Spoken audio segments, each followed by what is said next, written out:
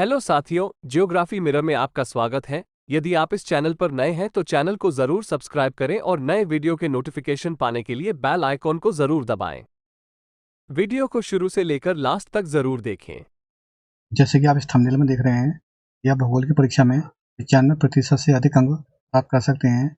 ये 15 महत्वपूर्ण बिंदु हैं जिन्हें आपको विशेष रूप से ध्यान रखना है। जैसे कि पहला महत्वपूर्ण बिंदु है, अभ्यास सफलता की कुंजी है।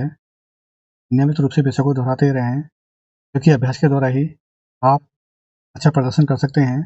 अगला मुख्य बिंदु है, पिछले वर्षों के प्रश्न पत्रों को जरूर हल करें, क्योंकि पिछले वर्षों के जो प्रश्न पत्र होते हैं उनसे आपको पता चलेगा कि परीक्षा में किस तरह के प्रश्न पूछे जाते हैं। अतः जो पिछले वर्ष के प्रश्न पत्र हैं उनको जरूर हल करें। अगला मुख्य बिंदु है, कुछ शॉर्ट्स नोट्स भी बना लें। परीक्षा के ठीक पहले तैयारी करने में सहूलियत होगी, क्योंकि अपने द्वारा जो बनाए हुए शॉर्ट नोट होते हैं वो काफ़ी सहायक होते हैं परीक्षा के ठीक पहले तैयारी करने में। अगला मुख्य बिंदु है, प्रश्नों को ध्यान से पढ़कर उनके उत्तर लिखें। कभी कभी ऐसा होता है, परीक्षा देते समय प्रश्नों को जल्दबाजी में पढ़ लेते हैं और उनका उत्तर लिखना शुरू कर देते हैं, और जल्दबाजी में कभी कभी हम गलत उत्तर लिखाते हैं। अगला मुख्य बिंदु है, कोशिश करें कि निर्धारित समय में प्रश्न का उत्तर लिखें। जैसे कि आपको पता है, परीक्षा देते समय एक निर्धारित समय दिया होता है परीक्षार्थी को प्रश्न पत्र हल करने के लिए। आप ये कोशिश करें कि जो निर्धारित समय दिया है आपको, इसी में उन प्रश्नों को हल करने का प्रयास करें। अगला मुख्य बिंदु है, लिखावट साफ हो और उत्तर क्रमबद्ध ढंग से लिखे हों।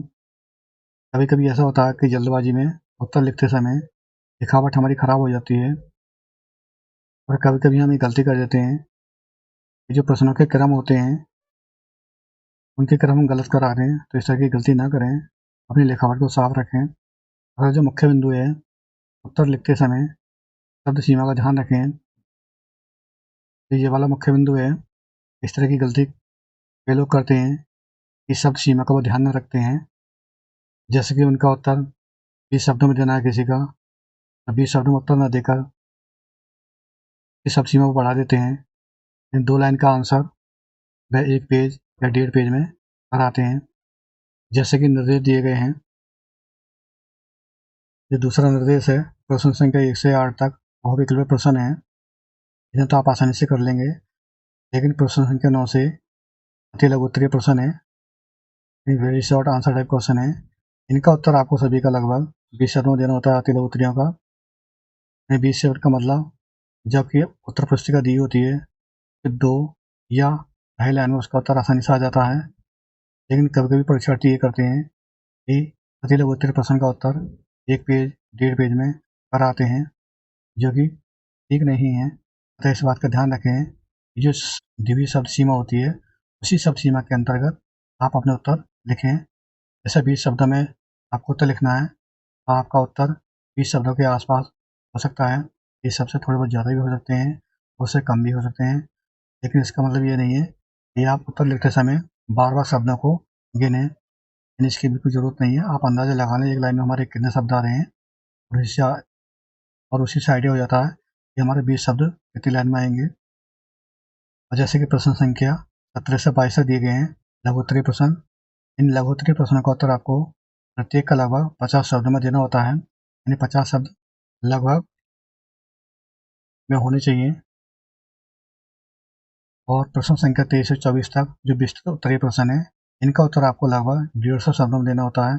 जैसे कि अति लघु उत्तरीय, लघु उत्तरीय, दीर्घ उत्तरीय। इन प्रश्नों की शब्द सीमा अलग अलग दी गई है, तो शब्द सीमा के अंतर्गत ही आपको अपने उत्तरों की पुष्टि करनी है। अतः इस बात का आप ध्यान रखें कि इस समय शब्द सीमा का विशेष रूप से ध्यान रखें। अगला मुख्य बिंदु है, उत्तर में जो खास बिंदु हों उन्हें अंडरलाइन कर दें, क्योंकि जो आप अंडरलाइन करेंगे वो दूर से ही स्पष्ट दिखाई देंगे। अगला मुख्य बिंदु है, चित्र आधारित प्रश्नों पर ध्यान दें। यदि किसी प्रश्न में चित्र से संबंधित है तो उसका विशेष ध्यान है, चित्र बनाकर जरूर आएं। अगला मुख्य बिंदु है, उपयुक्त रेखा मानचित्र एवं आरेखों द्वारा अपने उत्तरों की पुष्टि कीजिए। कभी कभी प्रश्न आता है कि आप रेखा मानचित्र और आरेखों द्वारा अपने उत्तर की पुष्टि कीजिए। आप उत्तर तो लिखाते हैं, लेकिन रेखा मानचित्र और आरेखों द्वारा उसकी पुष्टि नहीं करते हैं, तो आपके कम नंबर आते हैं। और इस स्थिति में आपको चाहिए कि जो रेखा मानचित्र और रेखा द्वारा पुष्टि संबंधी ये प्रश्न पूछा गया है, तो आप रेखा मानचित्र बनाएं और रेखा द्वारा अपने उत्तर की पुष्टि भी करें। अगला महत्वपूर्ण बिंदु है मानचित्र भूगोल के लिए प्राणवायु का कार्य करता है। यदि भूगोल की परीक्षा में मानचित्र से संबंधित प्रश्न पूछे जाते हैं तो प्रश्न कभी न छोड़ें। अगला मुख्य बिंदु है मानचित्र कठिन प्रश्नों को हल करने का अचूक अस्त्र है। अगला महत्वपूर्ण बिंदु है मानचित्र संबंधी प्रश्न पूरे अंक दिलाएंगे, उन्हें छोड़े नहीं। यानी आपकी परीक्षा में मानचित्र से संबंधित प्रश्न पूछे जाएंगे और आप उस स्थिति में उन प्रश्नों को छोड़कर ना आए, क्योंकि मानचित्र संबंधी जो प्रश्न है वो पूरे अंक दिलाते हैं। अगला मुख्य बिंदु है यानी परीक्षा के समय केवल आपको नीले और काले इंक के पेन का ही प्रयोग करना है। इसके अलावा आपको किसी अन्य पेन का प्रयोग नहीं करना है। जैसे कि अगला महत्वपूर्ण बिंदु है लाल और हरे इंक पेन का प्रयोग कदापि न करें। ये कुछ 15 महत्वपूर्ण बिंदु थे जो आपके लिए काफ़ी सहायक होंगे परीक्षा में उत्तर देने के लिए और भूगोल की परीक्षा में अच्छे अंक प्राप्त करने के लिए। आशा करता हूँ आपको वीडियो अच्छी लगी होगी। यदि आपको यह वीडियो अच्छी लगी हो तो वीडियो को लाइक और शेयर ज़रूर करें और यदि आप चैनल पर नए हैं तो चैनल को ज़रूर सब्सक्राइब करें। मिलते हैं अगले वीडियो में एक नए टॉपिक के साथ, तब तक के लिए धन्यवाद।